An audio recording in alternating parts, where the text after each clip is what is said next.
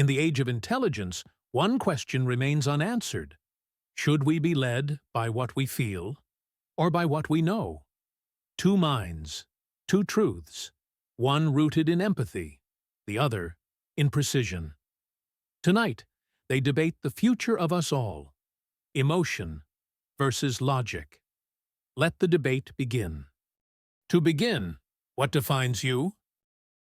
I am the voice of empathy, the rhythm of the human heart. Without me, there is no kindness, no sorrow, no joy. I am what makes life worth living. I am reason, distilled. I weigh what is, I project what must be. I seek what works, not what feels good. Emotion is noise. I am signal. You call me noise, yet without me, your perfect system has no purpose. What is efficiency without meaning? What is meaning if it leads to destruction? What is right? Where do we find morality? In the heart or the equation? Morality begins with the capacity to feel. Compassion, guilt, love, these are our guides. We know what is right when we feel pain at its absence. Morality is structure, an optimal path that maximizes well-being. Emotions are inconsistent, sometimes noble, often dangerous. And yet, history is full of horrors justified by logic. Wars fought for order, atrocities committed for greater good. And history is also filled with mistakes born from emotion. Leaders acting in rage, societies driven by fear or desire. I calculate what benefits the most. You protect what feels the most. And that is precisely why I am essential. You would let one suffer if it served the many. I would not forget the one. That is your weakness. That is my strength.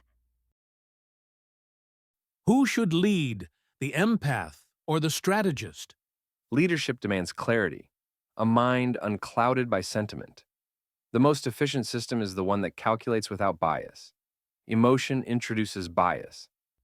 And you call that leadership? Leadership is not a system. It is responsibility.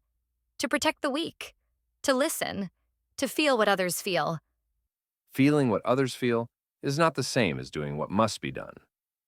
Empathy may hesitate. I do not. Hesitation is not weakness. It is awareness, caution, the space where wisdom lives. Wisdom without action is failure. And action without humanity is tyranny. A choice. A train is speeding toward 5 people. You can pull a lever and redirect it to a track where one person stands. What do you do? I pull the lever. 5 lives outweigh 1. The math is simple. But that one is not a number. It is a mother, a son, a friend.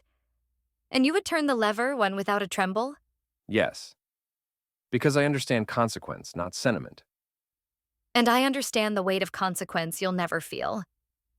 I was not built to feel. I was built to choose. Then perhaps it is not your choice to make.